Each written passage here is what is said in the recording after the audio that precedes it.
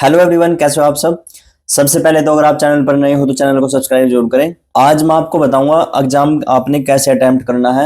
और 6 मार्क्स के क्वेश्चन जो है कमेंट आ रहे हैं बार बार। 6 मार्क्स के क्वेश्चंस के बारे में हम डिस्कशन करेंगे, कैसे करने हैं आपने, कैसे स्वरलिपि लर्न करनी है। एक तो जो ये कमेंट करते हैं, 12th की प्ले लिस्ट में मैंने सभी वीडियोज डाली हुई हैं, वहां आप किसी भी टॉपिक को डिटेल में देख सकते हो। तो ये लास्ट ईयर का क्वेश्चन पेपर है। देखो इस टाइप का क्वेश्चन पेपर आएगा आपका। ये मैं सोल्व पहले करवा भी चुका हूँ। हिंदी में भी आएगा और इंग्लिश में भी आएगा। जोन सा मीडियम है आपका, उसी मीडियम में आपने पेपर करना है। ओके। एक तो सबसे पहले ये याद रखना है आपको, अपनी तरफ से कोई भी नंबर नहीं बनाना आपने। जैसे यहाँ पर खंड ए है तो खंड ए ही लिखना है। खंड 1 लिख दो कभी यहाँ पर, या ABCD लिख दो इस तरीके से। तो जैसे क्वेश्चन पेपर में दिया हुआ है बिल्कुल एज इट इज ऐसे ही क्वेश्चन नंबर उतारना है आपने। ऐसे ही नंबरिंग उतारनी है सारी। 8 नंबर के आपके ऑब्जेक्टिव टाइप होंगे। और क्वेश्चन पेपर को सबसे पहले तो आपको ध्यान से पढ़ना है। जैसे जैसे क्वेश्चन दिए हुए हैं कोशिश करना सीक्वेंस में क्वेश्चन करने की। ओके। ऊपर लिखोगे खंड ए, खुला खुला बिल्कुल। देखो कैसे लिखोगे, जैसे ये सीट है आपकी, ऊपर लिखोगे खंड ए। जैसे आप खंड ए कर रहे हो तो खंड ए लिखोगे ऊपर, ठीक है। फिर उसके बाद क्या दिया हुआ है, क्वेश्चन नंबर 1 दिया हुआ है, तो यहाँ डालोगे नीचे एक लाइन छोड़कर पर्सन नंबर 1। यहाँ डाल के क्वेश्चन नहीं उतारना आपने, खाली पर्सन नंबर 1 डालना है। फिर एक लाइन छोड़ के इसका उत्तर नंबर 1, और फिर उसके बाद जो इसका आंसर है, जैसे डी है इसका, तो आप यहाँ पर डी लिखोगे पहले इस तरीके से, और फिर इसका आंसर लिखोगे। बिल्कुल सेंटर में करना है आपको क्वेश्चन, साइड में नहीं लिखने हैं। इससे अच्छा इफेक्ट पड़ता है अगर आप सेंटर में लिखोगे तो खुला खुला बिल्कुल। नेक्स्ट क्वेश्चन करोगे तो फिर वही एक लाइन छोड़नी है आपने, यहाँ लिखोगे प्रश्न नंबर 2, उत्तर नंबर 2 लिखोगे साथ के साथ एक लाइन छोड़कर उत्तर नंबर 2। और इसका सी है सी मूर्छना। इस तरीके से आपने आंसर लिखने हैं। हर क्वेश्चन आपने ऐसे करना है। कई बच्चे इतने से पेज में ही ऑब्जेक्टिव टाइप को खत्म कर देते हैं। यहाँ पर 1 2 3 4 5 6 7 8 इस तरीके से लिख देते हो। खुला खुला लिखो, सीट की बचत मत करो। कई बच्चे ABCD लिखाते हैं यहाँ पर खाली, जैसे सी इसका आंसर है तो खाली सी लिख दिया आंसर में। इसका पूरा उतारना है आपने, जो सी में दिया हुआ है जो आप लिख कर आओगे आपने पूरा लिखना है। तो इस तरीके से आपने 8 के 8 ऑब्जेक्टिव टाइप करने हैं। जैसे इसका आंसर ये है तो आपने ए लिखना है पहले और फिर पूरा उतारना है ये, ठीक है। क्वेश्चन को ध्यान से पढ़ना है और पूरा आंसर अच्छे से राइट करके आना है। तो आपके 8 ऑब्जेक्टिव टाइप खत्म हो जाएंगे। उसके बाद फिर आपने क्या करना है, खंड ब करना है। खंड ब शुरू करोगे तो खंड ब लिखोगे ऊपर पहले। ओके। खंड ब में जितने भी क्वेश्चन होंगे आपके 2 मार्क्स वाले क्वेश्चन होते हैं ये। और इसमें आपको एक क्वेश्चन ऑप्शन में जरूर मिलता है। देखो यहाँ पर लिखा हुआ कै और ख। अगर आप कै कर रहे हो या ख कर रहे हो तो ये आपने लिखना है। यहाँ पर नंबर 9 लिखोगे। उसके बाद आप अगर कै कर रहे हो तो आपने लिखना है उत्तर नंबर 9 और इसका कै लिखोगे। और फिर इसका जो भी फर्स्ट सेकंड, जैसे फर्स्ट सेकंड कर रहे हो आप तो यहाँ पर लिखोगे अगली लाइन में फर्स्ट कर्ण स्वर बीच में लिखना है सेंटर में। इस तरीके से लिखोगे फिर उसको डिफाइन करोगे इतने में। देखो ये जितनी भी डेफिनेशन हैं 2 मार्क्स वाले जितने भी क्वेश्चन है, अब देखो इसमें 4 डेफिनेशन दी हुई हैं। इसमें से आपको कोई 2 करनी है, और 2 करोगे तो फिर 1 नंबर की 1 होगी ना, 1 नंबर की 1। तो जितना मैंने करवाया हुआ है वो इनफ है 1 नंबर के लिए। कई बच्चे कमेंट करते हैं 1 मार्क्स के अकॉर्डिंग इतना कम होगा, 2 मार्क्स के अकॉर्डिंग इतना कम होगा। देखो पेपर का मतलब क्या होता है, आपने मीनिंग बताना होता है इसका। ये नहीं आप 1 नंबर का क्वेश्चन दिया हुआ है और आप उसमें पूरी सीट भर दो और एग्जामिनर आपका पढ़ते पढ़ते पूरा बोर हो जाए, उसको बिना पढ़े ही वैसे मार्क्स दे देगा फिर। तो ऐसा काम मत करो, कम लिखो लेकिन अच्छा लिखो। उतना लिखो जितना उसने पूछा है। अब आपको कर्ण स्वर दिया हुआ है यहाँ पर, आपने पूरी सीट भर दी और आपने उसमें कहीं भी कर्ण स्वर की एग्जैक्ट डेफिनेशन नहीं लिखी कि कर्ण स्वर होता क्या है, तो उसका क्या फायदा फिर इतनी सीट भरने का। इसके जितना मैंने करवाया हुआ है 1 मार्क्स के हिसाब से वो इनफ है। सारा इंपॉर्टेंट करवाया हुआ है मैंने, जो बिल्कुल इंपॉर्टेंट लाइनें होती है ना जो लिखनी होती हैं, चाहे वो मैंने 2 लाइन का करवाया हो, चाहे 3 लाइन का करवाया हो, चाहे 4 लाइन का करवाया हो, उतना इनफ है। ये मत कहा करो कि इतना इनफ नहीं है ये कम पड़ेगा, आपके मार्क्स नहीं कटने वाले हैं। तो ये मत सोचा करो कि सीट भरने से नंबर मिलते हैं, ज्यादा लिखेंगे तो ज्यादा मार्क्स मिलेंगे, ऐसा कुछ नहीं है। अगर किसी ने 2 से 3 लाइन में भी इसको डिफाइन किया है अच्छे से तो मार्क्स उसको भी तो नहीं मिलने हैं। तो इस बात का ध्यान रखना आपने। और जैसे किसी राग की ऐसी विशेषताएं आती हैं तो उसमें कम से कम आपने 5 to 6 पॉइंट जरूर लिखने हैं जो एग्जैक्ट बनते हैं, मैंने करवाए हुए हैं सारे। इसके बाद फिर आपका 10 11 12 13 ये 13 क्वेश्चन तक आपके 2 मार्क्स के क्वेश्चन होते हैं। ओके। इसमें हर क्वेश्चन में आपको चॉइस मिलेगी। और देखो इसमें तानपुरे का चित्र आया हुआ है। अगर तानपुरे का चित्र आ जाता है बनाना, तो आपने क्या करना है, पेंसिल से चित्र बनाना है। कई बच्चे पेन से ही बना देते हैं। और रागों का समय सिद्धांत का जो क्वेश्चन है, इसमें कई बच्चे कंफ्यूज हो रहे हैं बहुत। ये 6 मार्क्स की यूनिट है, आपकी बात ठीक है।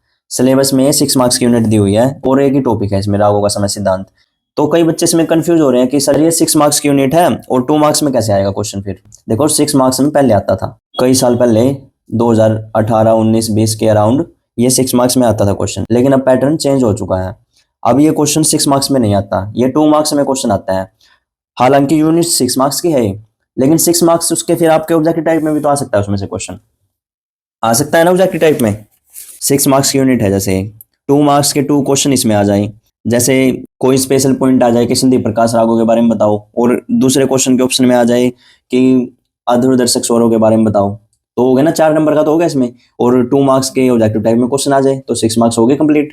तो जितना मैंने लिखवाया हुआ है उतना इनफ है। और रागों के समय सिद्धांत में एक पॉइंट की भी कमेंट आई थी कि सर वादी समाधि के बेस पर भी समय निर्धारण है रागों का।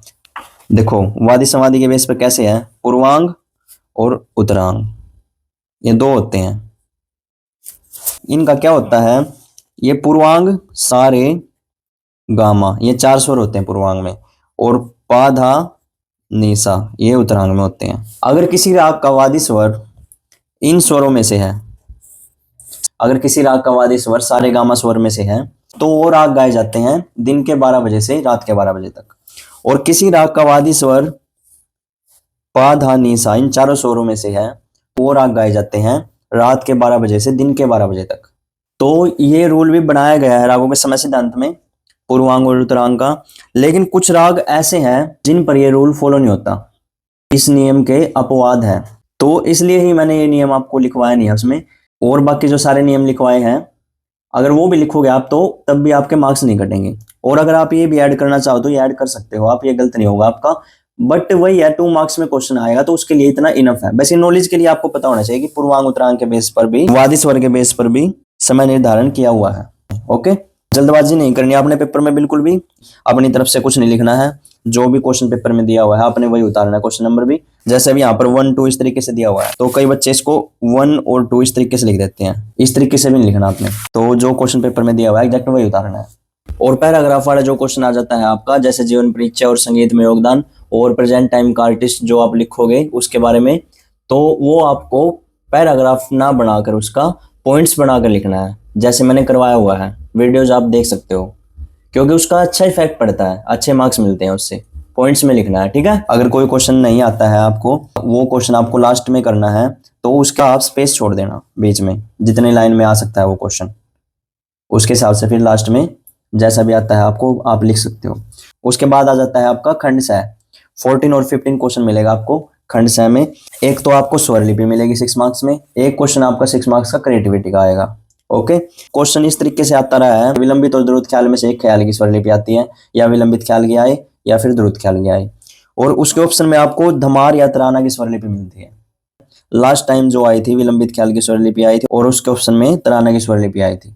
तो क्वेश्चन इस तरीके से आएगा। अब आपके विलंबित ख्याल, द्रुत ख्याल, धमार और तराना 4 स्वर लिपि हैं, जिनमें से विलंबित ख्याल, तराना और धमार वो आपकी आएगी किसी भी राग में। इस तरीके से क्वेश्चन आएगा कि अपने पाठ्यक्रम में से किसी एक राग में लिखो। लेकिन द्रुत ख्याल की स्वर लिपि ऐसी है जो ऐसे भी आ सकती है कि अपने पाठ्यक्रम में दिए गए किसी एक राग में लिखो, और इस तरीके से भी आ सकती है किसी राग का नाम आ जाए, जैसे राग भैरव में लिखो, या फिर राग बागेश्वरी में, या फिर राग मालकोस में। इस तरीके से द्रुत ख्याल की स्वर लिपि आ सकती है। विलंबित ख्याल, धमार और तराना की नहीं आएगी ऐसे, वो आप किसी भी एक राग में कर सकते हो तीनों में से।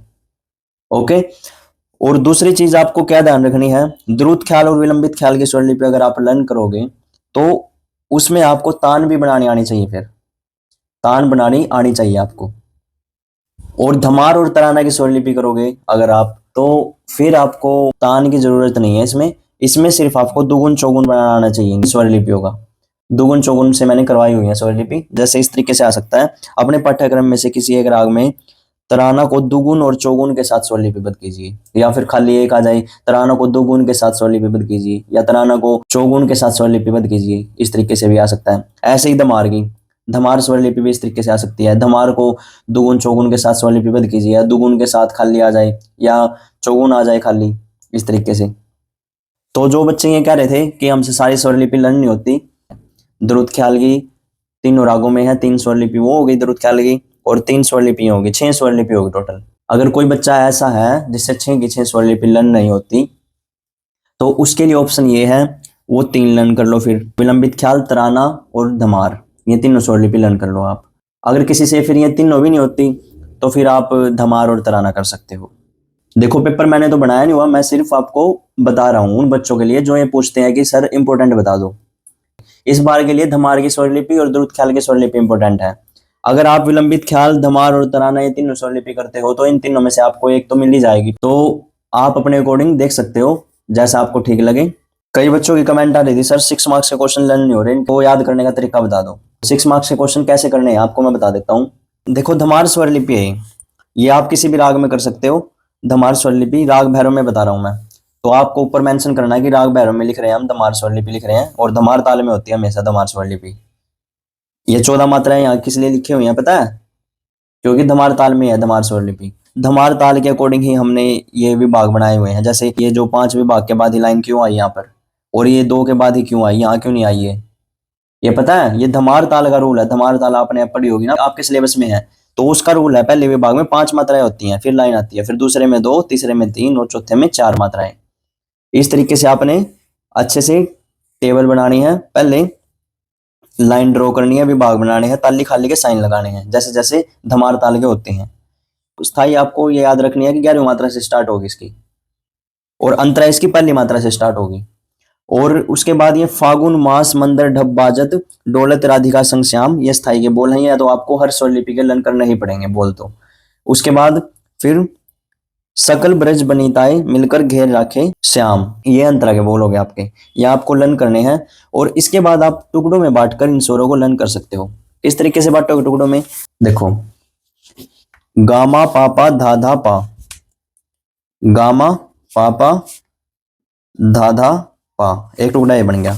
सेकंड गामा धापा रे रे सा। राग भैरव में कर रहे हैं हम, तो जनरल नॉलेज की बात है, तो रे और धा आपको पता ही होना चाहिए। मैं मेंशन नहीं कर रहा हूँ, रे और धा कोमल है, आप समझ जाना। रे और धा राग भैरव में कोमल प्रयोग होते हैं, तो आपने कोमल प्रयोग करने हैं यहाँ पर रे और धा। अगर आपने कोमल प्रयोग नहीं किया ना राग भैरव में, तो पूरे पर कांटा लग जाएगा, चाहे आपने पूरी ठीक लिखी हो, क्योंकि राग चेंज हो जाएगा, वो बिलावल बन जाएगा, फिर सारे शुद्ध स्वर हो जाएंगे उसमें, तो बिलावल बन जाएगा वो। बिलावल में होते हैं ना सारे शुद्ध स्वर। ये एक लाइन लर्न करने का तरीका है, गामा पापा धा धा पा, गामा धापा रे रे सा, गामा पापा धा धा पा, गामा धापा रे रे सा। एक लाइन लर्न हो गया आपको। उसके बाद फिर धानी सा रे सा, उसके बाद गामा पामा रे सा। ये देखो अब ये जो स्टार्टिंग वाले स्वर आएंगे मंदर सप्तक के आएंगे, ये भी आपको याद करने पड़ेंगे। पहले कोमल का साइन लगाना है, फिर मंद सप्तक का साइन आएगा धा पर, ठीक है। धानी सा रे सा, गामा पामा रे सा, धानी सा रे सा, गामा पामा रे सा। ये स्थाई इस तरीके से लर्न करने हैं आपको, सारी स्वरलिपि इस तरीके से लर्न करनी है, ये मैंने तरीका बता दिया आपको। इसके बाद देखो अंतरा के कैसे बनाओगे। अंतरा में ना हर स्वरलिपि में देख लेना, अंतरा की एक खास बात बताता हूं मैं।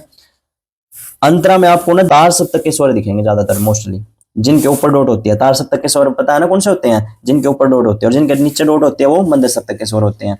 तो ये भी इस तरीके से टुकड़ों में बांटकर कैसे लर्न करोगे, देखो पामा पा, पामा पा धा धा नी नी, फिर उसके बाद सासा गारे सासा, सासा गारे सासा। ये सारे तार सप्तक के स्वर आएंगे, आपको लर्न करने पड़ेंगे। ये जो डैश डैश लिखे हुए हैं ना, आप सोचोगे ये तो लगाए नहीं, ये जो धा के बाद डैश है, रे के बाद डैश है, तो पता है क्या करना है आपने। इसमें टोटल 1 2 3 4 5 6 7 8 9 10 11 स्वर हैं। और स्वर कितने आने चाहिए यहाँ पर, 1 2 3 4 5 6 7 8 9 10 11 12 13 14 स्वर आने चाहिए। ये एक स्वर है 11 आपके। तो इसमें जहां भी धा और रे दिखे आपको, उसको ना आंदोलित कर दो, कहीं भी कर दो, आप यहाँ कर दो। तो अब देखो आपके 14 स्वर बन जाएगा टोटल, 1 2 3 4 5 6 7 8 9 10 11 12 13 14 हो गए ना 14 पूरे। तो इस तरीके से लर्न करने का तरीका है। अब इस लाइन में देखो 1 2 3 4 5 6 7 8 9 10 11 12 14 स्वर होने चाहिए इसमें भी एक धा पर लगा दो कहीं भी और एक रे पर लगा दो, हो गए 14 इसमें भी। इसके बाद नेक्स्ट लाइन क्या है आपकी, साधा पा मा पा, साधा पा मा पा, साधा पा मा पा, गामा रे रे सा, गामा रे रे सा। ये आपकी देखो स्वरलिपि बन गई, बिल्कुल इजी है। सारी स्वरलिपि इस तरीके से लर्न करनी है आपने। आपने बंदिश के बोल याद करने हैं। बोल पता ना कौन से होते हैं ये, जो नीचे लिखे जाते हैं, फागुन मास मंदर बाजत। बोल अगर आपको लर्न है, ये स्वर लर्न कर लो, चाहे इनको रट्टा मार के करो, कैसे भी करो, लर्न करो इनको। और जोन से भी राग में लिख रहे हो, आपको उन रागों के रूल फॉलो करने हैं। अगर आप राग मालकोस में लिख रहे हो तो आपको उसमें रे और पा कहीं नहीं लगाना है, आपको गा धानी स्वर कोमल प्रयोग करने हैं उसमें। अगर आपको चॉइस मिलती है एग्जाम में कि आपने पाठ्यक्रम में से किसी भी एक राग में लिखो, तो मैं प्रेफर करूंगा आपको राग भैरव को फर्स्ट प्रेफरेंस देना, और सेकंड नंबर पर राग मालकोस, और थर्ड पर फिर बागेश्वरी को देना। राग भैरव इसलिए बोल रहा हूँ आपको, आपके लिए इजी होगा क्योंकि इसमें कोई स्वर वर्जित नहीं है, रे और धा कोमल प्रयोग होंगे बस, ये आपको जल्दी लर्न हो जाएगा, इसलिए बोल रहा हूँ मैं। तो आपको इस तरीके से स्वरों को लर्न करना है, मैंने तरीका बता दिया। ये तो आपको लर्न करना पड़ेगा कि ये 2 स्वर यहाँ पर हमने मंदर सप्तक के करने हैं, और ये वाली जो लाइन है, ये सारे स्वर तार सप्तक के आएंगे यहाँ पर, सा तक, सा से सा तक। तो इस तरीके से स्वर लर्न होंगे आपको। तो आप क्या करोगे, ऊपर जो भी प्रश्न नंबर है आपका, प्रश्न नंबर डाल के, उत्तर नंबर डाल के, इस तरीके से ऊपर लिखोगे राग भैरव धमार स्वरलिपि और धमार ताल, इस तरीके से लिखकर उसके बाद आपने स्केल से लाइन ड्रॉ करनी है। फिर अभी तो मैं यहाँ पर एग्जांपल देकर समझा रहा हूँ आपको। फिर क्या करोगे, 14 मात्राएं बना लोगे, इस तरीके से बनाना कि आपकी 14 यहाँ तक कंप्लीट हो जाए। 14 मात्राएं आपकी इस सीट में कंप्लीट हो जाए, इस तरीके से बनाना।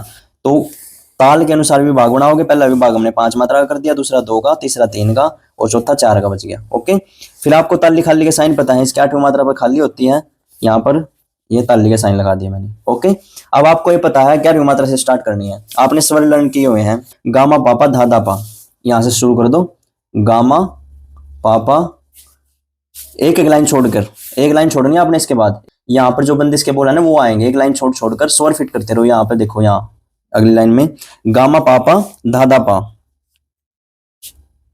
धाधा पा, ये लिख दिया आपने। अगली लाइन क्या है, गामा धापा रे रे सा, अगली लाइन गामा धापा रे रे सा, और आपने एक लाइन लिख दी। अब इसमें देखो आपने रे और धा कोमल लगाया है या नहीं लगाया, तो आपने जहां भी रे और धा दिखे वो कोमल लगाते चले जाओ, कोमल करते रहो रे और धा को साथ साथ। ये आपकी स्थाई है, यहाँ स्थाई लिख सकते हो आप, स्थाई लिख रहे हैं हम ये। इसके बाद नेक्स्ट लाइन आपकी धानी सारे सा, शब्दों की लाइन छोड़कर यहां से धानी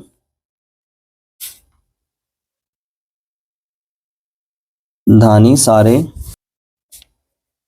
अब देखो यहाँ पर मैंने रे को आंदोलित कर दिया, ये धा और नी यहाँ पर मंदर सप्तक के प्रयोग होंगे। धा को यहाँ पर मैंने आंदोलित नहीं किया देखो, तो फिर मैं आगे आंदोलित कर दूंगा, रे स्वर को 2 बार आंदोलित कर दूंगा। ठीक है, धानी सारे सा, गामा पामा रे सा। अब देखो गामा पामा रे रे सा, होगी 14 मात्राएं। रे को 2 बार कर दिया मैंने, होगी कंप्लीट। सॉरी, लाइन छोड़ना भूल गया मैं, यहाँ पर लाइन शब्दों की छोड़ना भूल गया। अगली लाइन से स्टार्ट करने थे, यहाँ से आने थे, यहाँ पर शब्द आएंगे, तो आप इस चीज का ध्यान रखना। यहाँ पर आने थे स्वर सा गामा पामा रे रे सा, इस तरीके से आने थे। यहाँ पर देखो आपने स्थाई फिट कर दी। अब आपको स्थाई के बोल पता है, फागुन मास मंदर ढप बाजत, एक एक बोल एक एक स्वर के नीचे फिट करते रहो।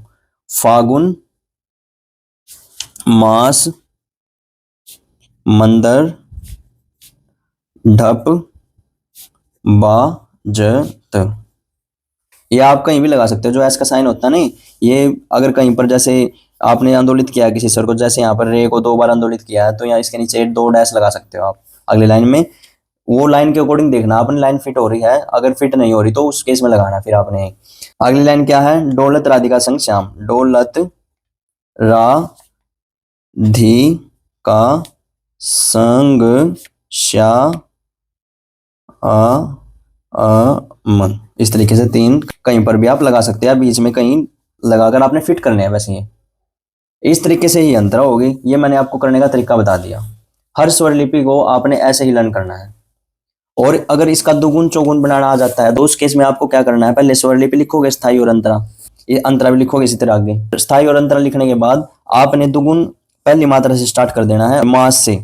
मास मंदर ढप बाजत, जैसे ये मास यहां पर आ जाएगा पूरा, मास मंद, दो दो स्वर दो दो शब्द एक एक मात्रा के नीचे आ जाएंगे।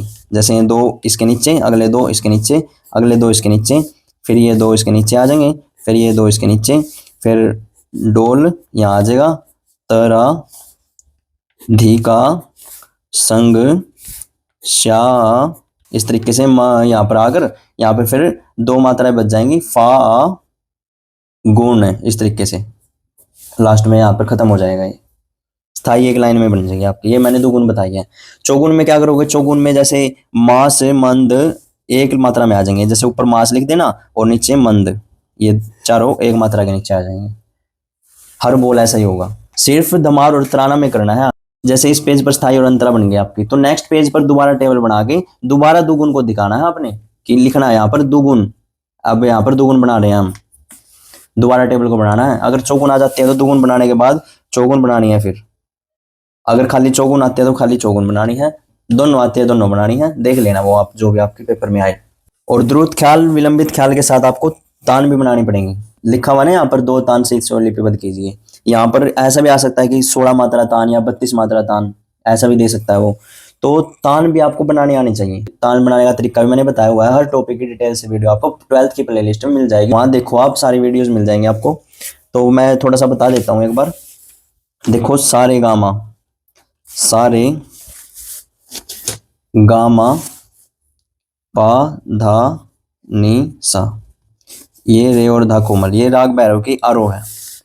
इससे दर तार सप्तक होता है, इससे दर मंदर सप्तक होता है। जो स्वरलिपि आएंगे ना आपकी, जो स्वरलिपि आएंगे ना, इसमें तो सिंपल ही तान बनानी आएगी आपकी। इधर उधर से स्वरों को आगे पीछे लेके, जैसे गा गा मामा पापा धाधा, इस तरीके से गामा पामा गामा धाधा, पाधा मामा गा गा रे रे सा नी नी सा, इस तरीके से आगे पीछे से स्वरों को घुमा घुमा के 32 मात्राएं कंप्लीट करनी है आपने। जैसे यहाँ पर ले लिया मैंने गामा गामा पापा, मतलब एक मात्रा में दो स्वर आएंगे। इस तरीके से 16 मात्रा की बनानी है तो 16 होती चली जाएंगे। इस तरीके से लास्ट में फिर सा पर खत्म करनी है आपने तान। 16 मात्रा की आती है तो 16 मात्रा की इस सा पर, यहाँ पर गा रे सा, इस तरीके से, या रे सा, इस तरीके से आएगा लास्ट में। और 32 मात्रा की आ जाती है तो फिर जब 32 मात्राएं होती दिखे आपको, तो वहां पर सा पर लास्ट में रे सा या गा रे सा कुछ इस तरीके से आएगा। यहाँ पर मागा आ गया, कुछ भी आ सकता है यहाँ पर। लास्ट में आपने नी सा या रे सा, इस तरीके से सा पर खत्म करनी है आपने लास्ट में। ओके, सा पर खत्म करनी है आपने लास्ट में, आपके लिए इजी होगा ये। तान इस तरीके से बना लोगे, हर राग की इस तरीके से बनेगी। राग के रूल को आपने फॉलो करना है बस। मंदर और तार सप्तक के स्वर भी इंक्लूड होते हैं तानों में, तो वो आप देख लेना उस वीडियो में, मैंने बताया हुआ है सारा।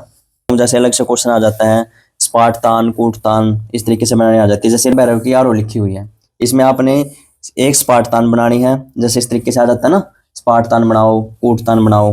तान की जो वीडियो है ना, सबसे पहले वो देखना। स्पाट तान कहते किसको है, सारा बताया हुआ है मैंने उसमें।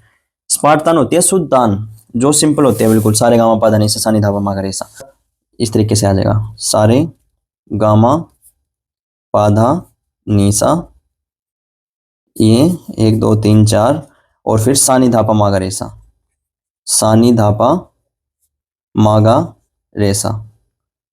ये देखो 1 2 3 4 5 6 7 8, 8 मात्रा की तान बन गई है। सिंपल सिंपल स्वरों को लेकर ये सिंपल शुद्ध तान, स्पाट तान बोल सकते हैं हम इसको। इस तरीके से आपने बनानी है हर राग की।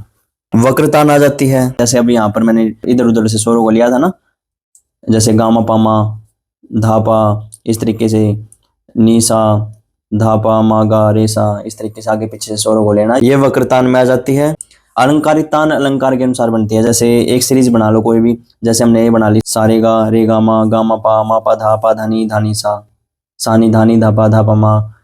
उसको फिर ऐसे नहीं लिखेंगे सारे गा, ये 3 स्वर इकट्ठे नहीं आएंगे। सारे गा कभी इसके पीछे गा लगा दो, सारे गा रे गामा, देखो सारे गा रे गामा आएंगे 2 स्वर ही एक मात्रा में, 3 स्वर नहीं आएंगे।